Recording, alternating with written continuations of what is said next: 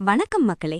விடியற்காலை 6 மணிக்கெல்லாம் அடுப்படியில நிக்கிற ஒவ்வொரு இல்லத்தரசியோட மனசுக்குள்ளேயும் ஒரு கால்குலேட்டர் ஓடிக்கிட்டே இருக்கும். அது நம்ம செல்விக்கும் விதிவிலக்கில்ல. மாசம் பிறந்தா போதும், சம்பளம் வர்றப்போ மகாலட்சுமி வர்ற மாதிரி தெரியும். ஆனா அடுத்த 2 நாள்ல அந்த பணம் எங்கே போகுதுனே தெரியாம மாயமா மறைஞ்சுதோ. இந்த மாசம் எப்படியாவது கொஞ்சம் மிச்சம் பண்ணிடணும் செல்வின்னு அவளுக்கே 1000 தரம் சொல்லிக்கிட்டு தான் இருக்கா. ஆனா சிலிண்டர் காலியாயிடும், திடீர்னு வீட்டுக்கு விருந்தாளி வருவாங்க, இல்லன்னா பிள்ளைகளுக்கு ஸ்கூல்ல ஏதாவது ஸ்பெஷல் ஃபீஸ் கேட்பாங்க. கையில இருக்கிற அந்த நீளமான மளிகை லிஸ்டையும் பையில இருக்கிற அந்த ஒத்த 100 ரூபாய் நோட்டையும் மாத்தி மாத்தி பாக்குற அந்த தவிப்பு இருக்கே, அது ஒரு நடுத்தர வர்க்க இல்லத்தரசிக்கே உரிய ரணம். இந்த 100 ரூபாய வச்சு இன்னைக்கு பால் வாங்கவா இல்ல காய்கறி வாங்கவா, இந்த நிதர்சனம் ஒவ்வொரு நடுத்தர குடும்பத்தோட சாபமா இருக்கு. ஆனா ஒரு நிமிஷம், இதே நிலைமையில தான் செல்வி ஒவ்வொரு மாசமும் இருந்தா. ஆனா இன்னைக்கு அவ கையில இருக்கிற அந்த 100 ரூபாய் நோட்டு வெறும் செலவுக்கான காசில்ல, அது அவளோட தலையெழுத்தையே மாத்த போற ஒரு முதலீடு. அது எப்படி? ஒரு சாதாரண இல்லத்தரசி எப்படி ஒரு வருஷத்துல லட்சாதிபதியாக முடியும்? மாசம் கடைசியில யாரிடமாவது கை நீட்டி கடன் வாங்குற நிலைமை இனி உங்களுக்கு வராது. வீடியோவை ஸ்கிப் பண்ணாம பாருங்க. நாம எல்லாரும் சம்பாதிக்கிறது நம்ம குடும்பத்துக்காக தான்.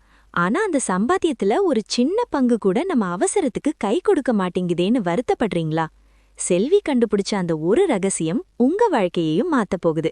அந்த 52 வார மேஜிக் என்னன்னு தெரிஞ்சுக்க ரெடியா? சம்பளம் 10 நாள் தான் ஆகுது.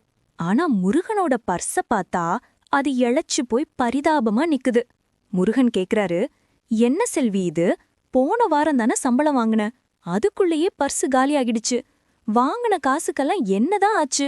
ஏன் 1 ரூபா கூட நம்ம கையில நிக்க மாட்டேங்குது? செல்விக்கு இந்த வார்த்தை நெஞ்சில சுளீர்னு தைக்குது. ஒரு இல்லத்தரசியா அவ என்னென்ன பண்ணான்னு அவளுக்கு தெரியும்.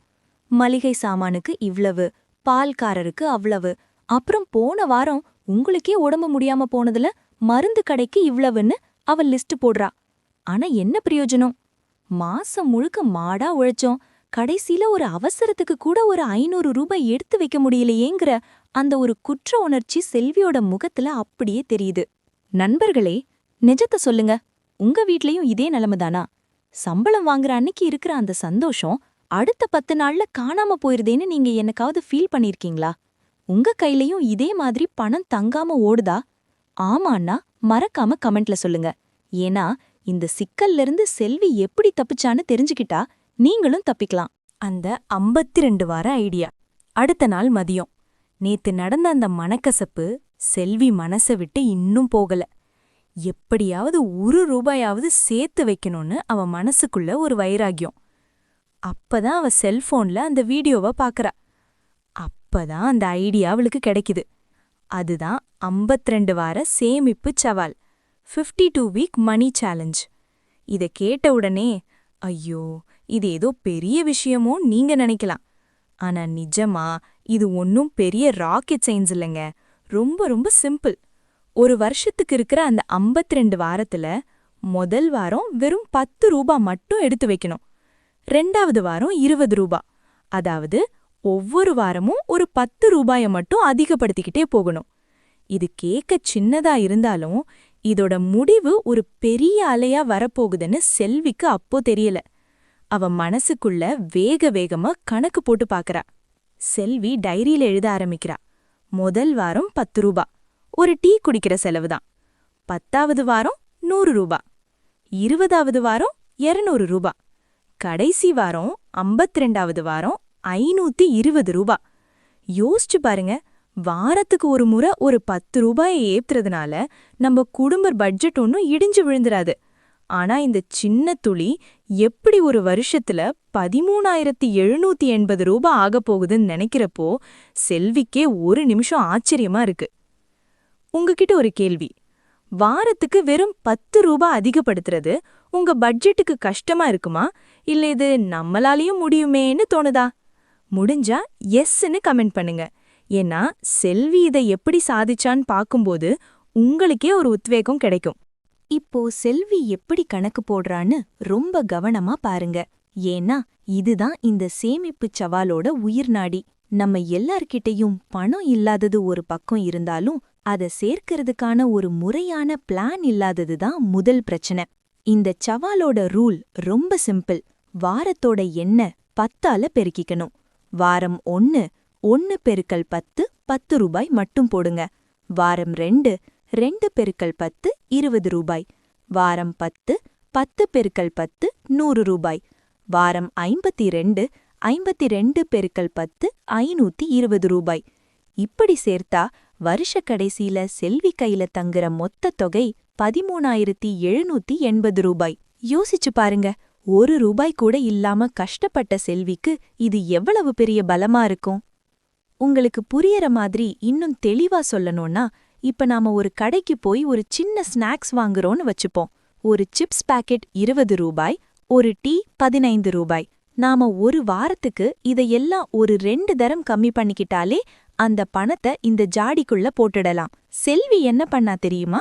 தினமும் காய்கறி வாங்கிட்டு வர்றப்போ மிச்சமாகிற 5 ரூபாயும் 10 ரூபாயும் ஒரு ஓரமா வச்சா. வாரம் கடைசியில பார்த்தா அந்த வாரத்துக்கான சேமிப்பு தொகை அவகிட்ட தானாவே சேர்ந்துருச்சு. இது வெறும் 10 ரூபாய் வச்சு போடுற கணக்கு. இதுவே உங்ககிட்ட வசதி இருந்த ஒரு நாளைக்கு 50 ரூபாய்னு ஆரம்பிச்சு பாருங்க.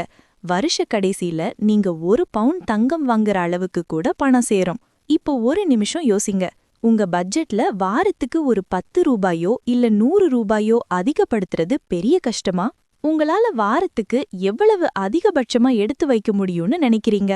அந்த தொகையை இப்பவே கமெண்ட்ல போடுங்க. உங்களோட அந்த ஒரு கமெண்ட் உங்களை இன்னைக்கே சேமிக்க தூண்டும். சேமிப்புங்கிறது வெறும் பணத்தை பெட்டியில போடுறது மட்டும் இல்லைங்க. அது நம்ம ஆசைகளோட பண்ற ஒரு பெரிய போராட்டம். வெளியே ஐஸ்கிரீம் வண்டி சத்தம் கேக்குது. கவிலும் நிலாவும் அம்மா ஐஸ்கிரீம் வேணும்னு கேக்குறாங்க. செல்வி யோசிக்கிறா, 2 பேருக்கு வாங்கி தந்தா 60 ரூபாய் ஆகும். அந்த 60 ரூபாய்ங்கிறது இந்த வாரத்தோட சேமிப்பு தொகை. செல்வி மெதுவா அவங்கள அணைச்சுக்கிட்டு, இன்னைக்கு வேண்டாம் கண்ணா, அம்மா உங்களுக்கு வீட்லயே சூப்பரா ரவா லட்டு செஞ்சு தர்றேன்னு சொல்றா. அவங்களுக்கு புரிய வைக்கிறது லேஸ் இல்ல. இப்போ வேண்டாம் கண்ணான்னு சொல்லும்போது ஒரு அம்மாவா அவ மனசு வலிக்கும்தான். நிலா ஒரு புது ட்ரெஸ் கேட்டா அடுத்த விசேஷத்துக்கு எடுத்துக்கலாண்டான்னு தள்ளி போடுறா. ஆனா இந்த சின்ன சின்ன ஆசைகளை இன்னைக்கு தள்ளி வைக்கிறது தான் நாளைக்கு அவங்க எதிர்காலத்துக்கான ஒரு பெரிய பாதுகாப்புன்னு அவளுக்கு தெரியும். செல்வி இதோட நிறுத்தல. முன்னெல்லாம் சும்மா இருக்கிறப்போ ஃபோன்ல ஆன்லைன் ஷாப்பிங் ஆப்ஸ பாப்பா. ஆனா இப்போ இந்த குர்தா ஏற்கனவே இருக்கிற மாதிரி தானே இருக்குன்னு அவளே அவகிட்ட கேட்டு அந்த ஆப்பை மூடி வைக்கிறா. வாரம் ஹோட்டல்ல சாப்பிடுற அந்த 500 ரூபாய் செலவை மெதுவா குறைக்கிறா. அதுக்கு பதிலா வீட்லயே எல்லாரும் சேர்ந்து சமைச்சு சாப்பிடுற அந்த நேரத்தை அவ கொண்டாடுறா. காசு மட்டும் மிச்சமாகல, குடும்பத்துல நிம்மதியும் அதிகமாகுது. ஏன்னா ஒவ்வொரு ரூபாய் மிச்சமாகும் போதும் அவளோட அந்த சேமிப்பு ஜாடி நிறையுது. அத பாக்கும்போது அவளோட தன்னம்பிக்கையும் கூடவே நிறையுது.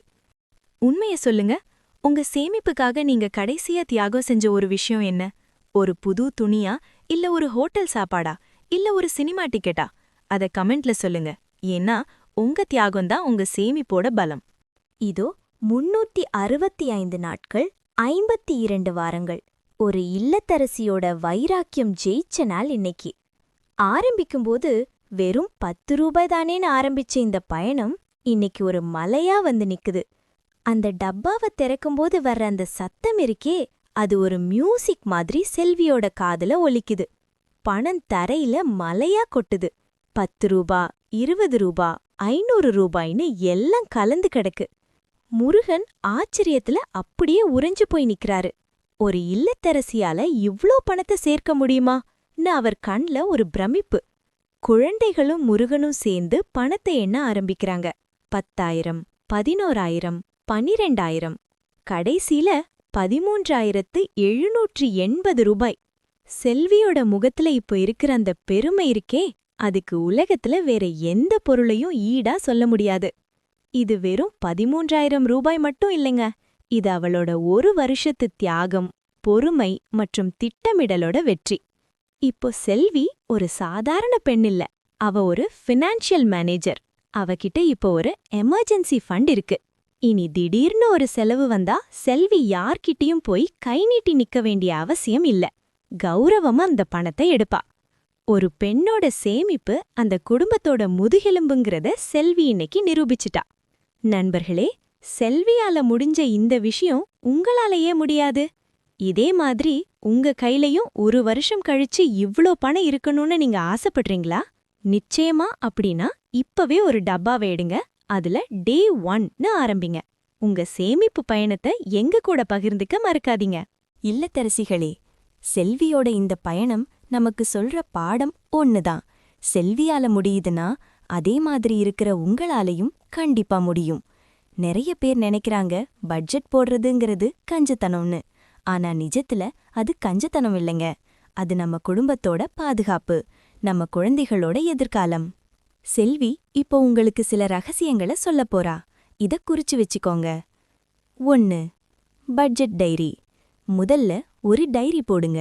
எந்த தொகையும் சின்னதில்ல. ₹1 செலவு செஞ்சாலும் அதுல எழுதுங்க. அப்பதான் பணம் எங்கே கசியுதுன்னு உங்களுக்கு தெரியும். 2. தேவை வெர்சஸ் ஆசை.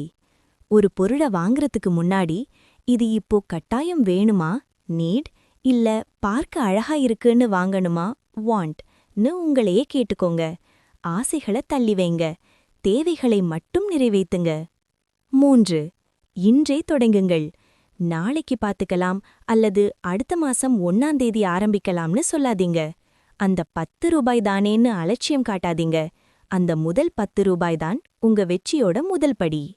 இந்த 52 வாரச் சவால நீங்க இன்னைக்கிலிருந்து இல்ல இந்த நிமிஷத்திலிருந்து ஆரம்பிக்க போறீங்களா? நீங்க தயார்னா இப்பவே கமெண்ட்ல எஸ்னு டைப் பண்ணுங்க. உங்க சேமிப்பு பயணத்துல வர்ற சந்தேகங்களை எங்களோட பகிர்ந்துக்கோங்க. இந்த வீடியோ உங்களுக்கு பிடிச்சிருந்தா உங்களைப் போலவே இருக்கிற உங்க தோழிகளுக்கும் உறவினர்களுக்கும் ஷேர் செய்யுங்க. ஏன்னா ஒரு இல்லத்தரசி நினைச்சா ஒரு சாம்ராஜ்யத்தையே உருவாக்க முடியும். அடுத்த வீடியோல இன்னும் ஒரு சூப்பரான சேமிப்பு திட்டத்தோட உங்களை சந்திக்கிறேன். அதுவரை உங்களிடமிருந்து விடைபெறுவது உங்கள் சேமிப்பு தோழி. நன்றி, வணக்கம்.